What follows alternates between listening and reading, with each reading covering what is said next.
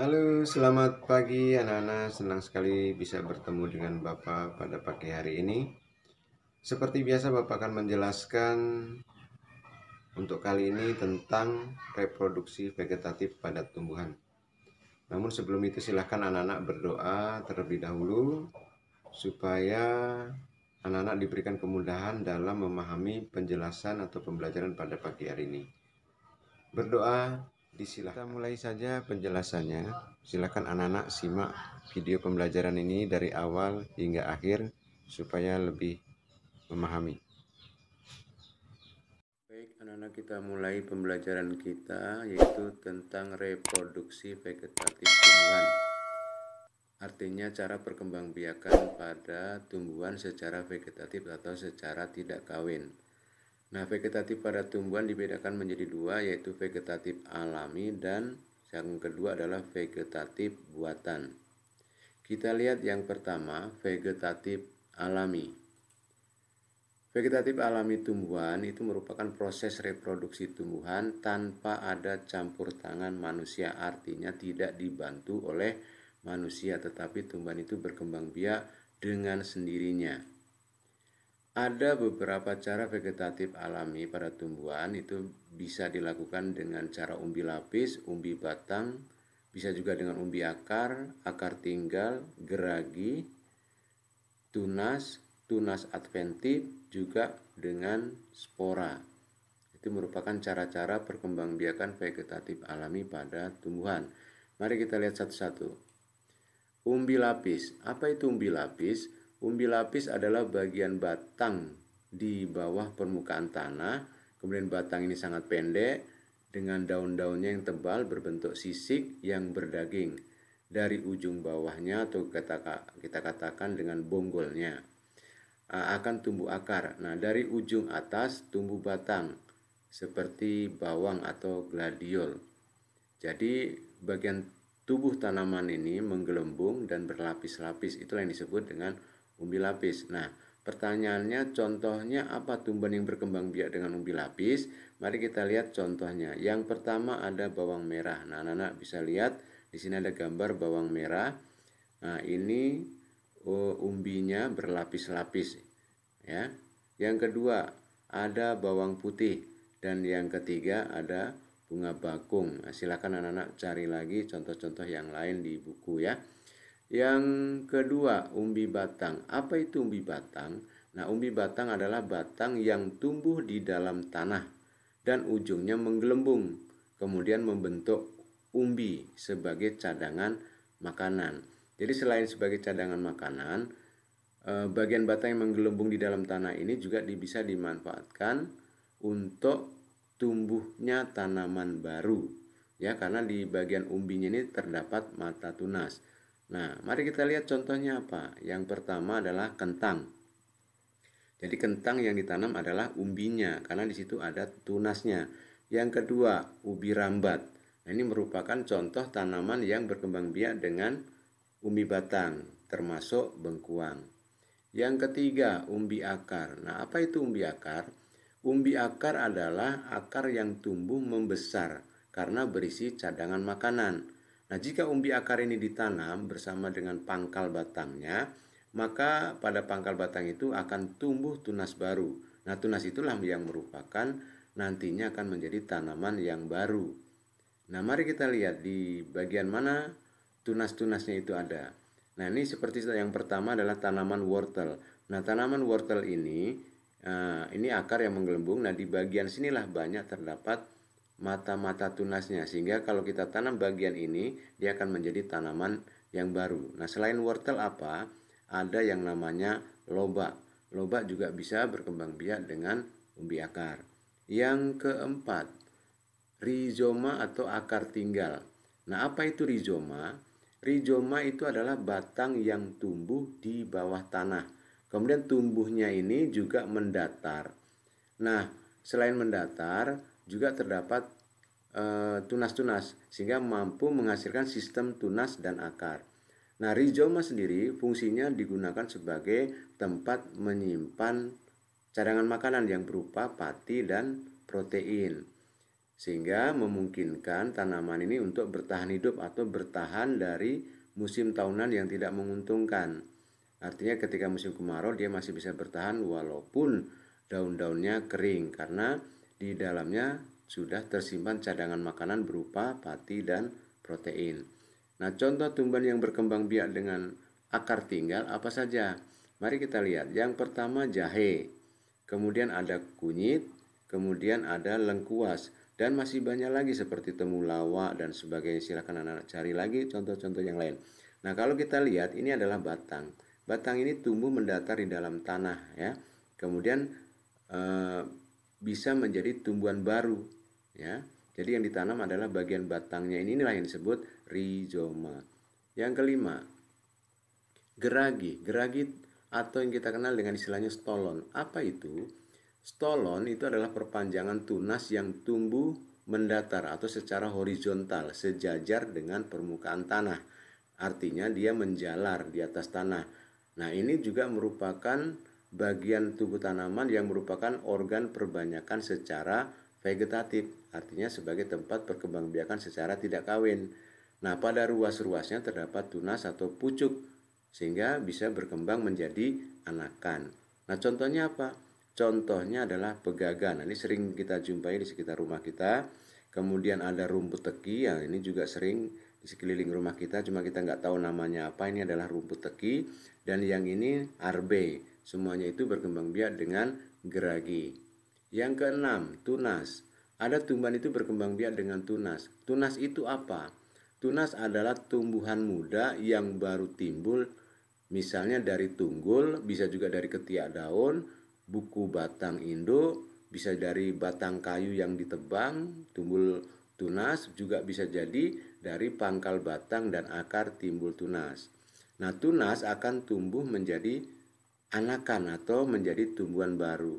Nah, tumbuhan apa yang berkembang biak dengan tunas? Kita lihat. Yang pertama pohon pisang. Nah, dari pangkal batang dan akarnya tumbuh tunas baru, ya, tanaman baru. Nanti dipisahkan baru ditanam di sebelahnya, maka dia akan menjadi tanaman pisang yang baru. Yang kedua ada tebu. Nah, ini sehingga tebu ini menjadi banyak karena apa? Dari pangkal sini muncul tunas-tunas baru. Yang berikutnya bambu. Nah, ini adalah tunas bambu, ya, atau orang biasanya nyebutnya rebung. Jadi bambu berkembang biak dengan tunas. Berikutnya tunas adventif. Ada tumbuhan itu berkembang biak dengan tunas adventif. Apa itu tunas adventif? Tunas adventif adalah tunas yang keluar dari tempat yang bukan biasanya. Nah, biasanya tunas itu tumbuhnya di ketiak daun atau di buku-buku batang. Tetapi ini tumbuhnya pada bagian akar dan daun atau di tepian daun. Yang demikian itu artinya tumbuh tidak pada tempatnya, tidak seperti biasanya, maka itu disebut tunas adventif atau tunas liar. Nah, contohnya apa tumbuhan yang berkembang biak dengan tunas? Nah, ini kita lihat ada cocor bebek. Nah, ini cocor bebek di bagian tepinya inilah ada tunas-tunas, sehingga kalau ini diambil dan ditanam di pot misalnya, ini akan menjadi tanaman cocor bebek yang baru. Nah, selain cocor bebek apa? Lidah mertua, bisa juga kersen, sukun, cemara. Nah, ini semuanya ini berkembang biak dengan tunas adventif atau tunas yang tumbuh tidak pada tempatnya. Lalu ada yang berkembang biak dengan spora. Spora itu apa? Spora adalah salah satu sel atau sel tubuh tanaman yang berubah fungsi menjadi alat untuk berkembang biak bagi tanaman itu sendiri. Ya. Kemudian kita lihat contohnya tumbuhan apa sih yang berkembang biak dengan spora. Yang pertama, ini ada jenis tanaman paku-pakuan yang biasa kita sebut, sering kita lihat sehari-hari, ini pakis ya. Nah, di pakis ini coba anak-anak perhatikan, di sini ada berwarna hitam-hitam. Sebenarnya ini adalah warna hitam ini adalah kotak. Kotak-kotak yang banyak sekali yang kita sebut dengan kotak spora atau sporangium. Nah, di dalam sporangium itu sendiri banyak terdapat spora-spora atau sel-sel tubuh tanaman paku ini yang berubah fungsi sebagai alat perkembangbiakan. Nah, kalau spora ini kotaknya pecah, lalu sporanya jatuh bertaburan, jatuh di tanah yang kebetulan banyak nutrisi yang dibutuhkan tanaman, maka dia akan menjadi tanaman baru atau tanaman pakis yang baru. Selain paku-pakuan ada lumut juga berkembang biak dengan spora, kemudian ada ganggang. Nah, itu tadi adalah cara-cara perkembangbiakan tumbuhan secara vegetatif alami. Nah, mari kita lihat perkembangbiakan vegetatif buatan. Nah, perkembangbiakan vegetatif buatan itu apa? Yaitu proses reproduksi pada tumbuhan dengan bantuan manusia. Artinya ada campur tangan manusia di situ untuk membantu agar tumbuhan itu bisa bertambah banyak. Tentu memiliki tujuan tertentu manusia melakukannya, ya kan? Baik, kita lihat satu-satu. Ada cara-cara vegetatif buatan yang dilakukan oleh manusia, misalnya yaitu cangkok, merunduk, stek, menyambung, menempel, kultur jaringan. Nah, untuk yang dua ini, yang 4 dan 5 ini, menyambung dan mengenten, ini sebenarnya bukan termasuk perkembangbiakan karena dia tidak menambah jumlah individu. Tetapi yang 4 dan 5 ini sekedar untuk memperbaiki mutu tanaman ya, karena tidak menambah jumlah individu. Mari kita lihat satu-satu penjelasannya. Mencangkok, sebenarnya ada untung dan rugi dari mencangkok. Anak-anak sudah tahu biasanya tanaman cangkokan itu seperti apa. Tapi kita lihat keuntungannya. Keuntungan daripada mencangkok itu produksi atau kualitas buahnya itu akan sama persis dengan induknya. Kemudian tanaman asal yang dicangkok bisa ditanam pada tanah yang letak air tanahnya tinggi atau di pematang kolam ikan. Lalu kerugiannya apa? Nah, kalau kita melakukan pencangkokan pada musim kemarau panjang, tanaman tidak tahan kering. Artinya tanaman hasil cangkokan kita itu kalau musim kemarau nggak tahan. Artinya bisa kekurangan cair, cepat kekurangan cairan dan akhirnya mati. Selain itu tanaman juga mudah roboh karena akarnya tidak ada akar tunggang, yang ada hanya akar serabut. Maka ketika ketiup angin bisa roboh. Lalu pohon induk yang sering kena cangkok itu bisa menjadi rusak, bahkan kemungkinan nanti bisa mati. Nah, dalam satu pohon induk kita hanya bisa mencangkok beberapa batang saja sehingga hasil anakannya tidak terlalu banyak. Ini kerugiannya. Nah, bagaimana cara mencangkok? Anak-anak bisa lihat di gambar sini. Ini ada nomor 1 sampai nomor 5. Mulai kita memilih batang yang paling bawah dan sudah tua, sudah pernah berbuah, kemudian dikupas kulitnya, lalu ini setelah kelihatan kayunya, di sini biasanya ada lendirnya. Lendirnya ini harus dibersihkan, dikikis, dikerik, orang biasa nyebutnya dikerik agar kambiumnya hilang. Ya, kemudian setelah itu ditutup dengan tanah dan akhirnya menjadi tanaman baru ditanam. Nah, ini proses mengupas kulit, kemudian setelah dikupas ini dibersihkan lendirnya atau kambiumnya supaya tidak menjadi kulit yang baru, lalu dibungkus dengan plastik dan setelah nanti tumbuh akar selama 3 bulan sampai 5 bulan, setelah itu baru dipindahkan ke dalam pot. Yang berikutnya merunduk. Nah, merunduk itu adalah membengkokkan bagian batang tanaman ke tanah dengan kedalaman bisa 2,5 cm sampai 5 cm kedalamannya. Nah, kalau ini takut kembali ke atas maka diberi pasak di sini. Nah, setelah diberi pasak baru dikasih diuruk dengan tanah. Kita biarkan 3 sampai 5 bulan, nanti lama-lama di bagian sini akan tumbuh akar. Nah, setelah tumbuh akar ini dipotong, lalu ini menjadi tanaman baru. Nah, ketika udah menjadi tanaman baru bisa ditanam di pot. Yang berikutnya stek. Nah, stek ini ada stek batang, stek daun, ada stek akar. Stek itu artinya memotong atau potongan bagian tanaman. Nah, bisa seperti Bapak bilang tadi, bisa potongan daun, bisa potongan batang, bisa potongan pucuk dan sebagainya. Lalu kita tanam menjadi tanaman baru. Nah, contohnya ini tanaman singkong. Batangnya dipotong, kemudian potongannya ini kita tancapkan ke dalam tanah, kita tanamkan ke dalam tanah. Lama-kelamaan ini akan tumbuh menjadi pucuk batang baru. Nah, ini menjadi tanaman baru ya. Kemudian ada ini akar ya, daun, stek daun. Nah, ini tinggal daunnya diambil, ditanamkan, nanti akan menjadi tanaman baru. Artinya stek adalah memotong bagian tertentu dari tanaman kemudian kita tanam. Lalu ada yang namanya menyambung atau mengenten.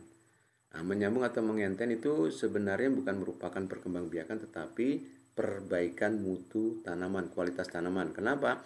Karena menyambung itu menggabungkan batang bawah dengan batang atas yang dari dua tanaman. Batang bawah satu tanaman, batang atas satu tanaman, tetapi yang sejenis. Nah, jadi tujuan menyambung adalah menggabungkan sifat-sifat unggul.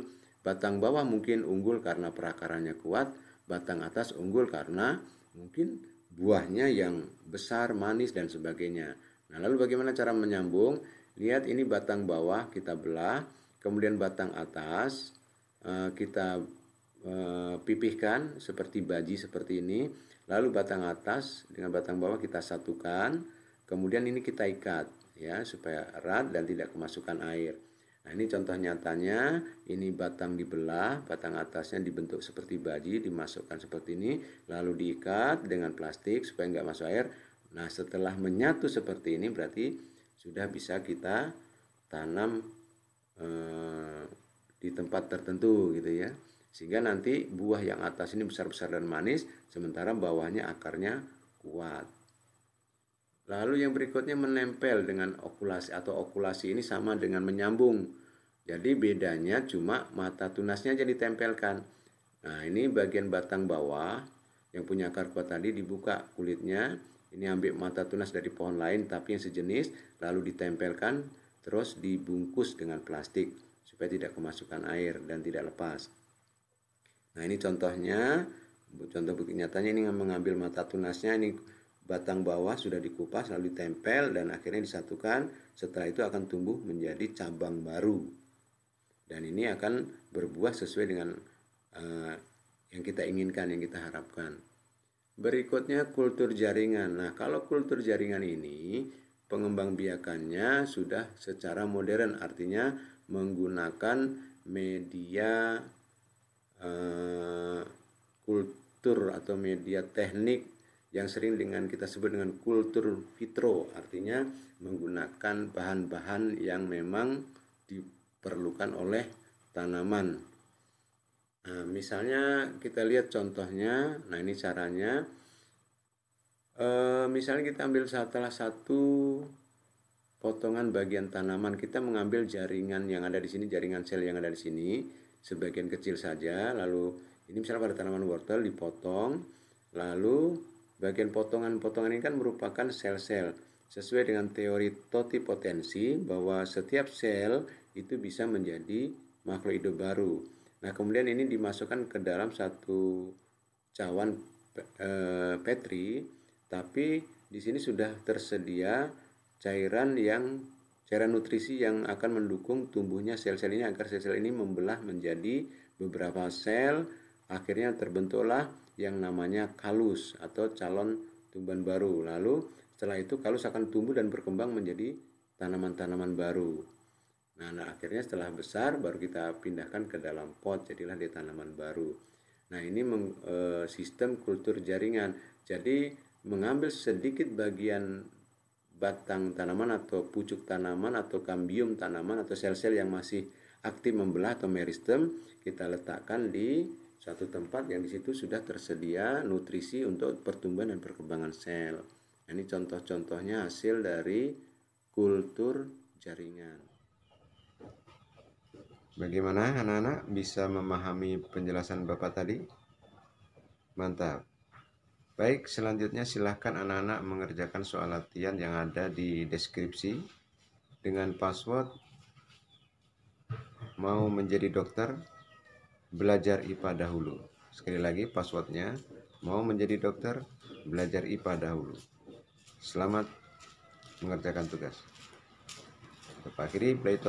Assalamualaikum warahmatullahi wabarakatuh.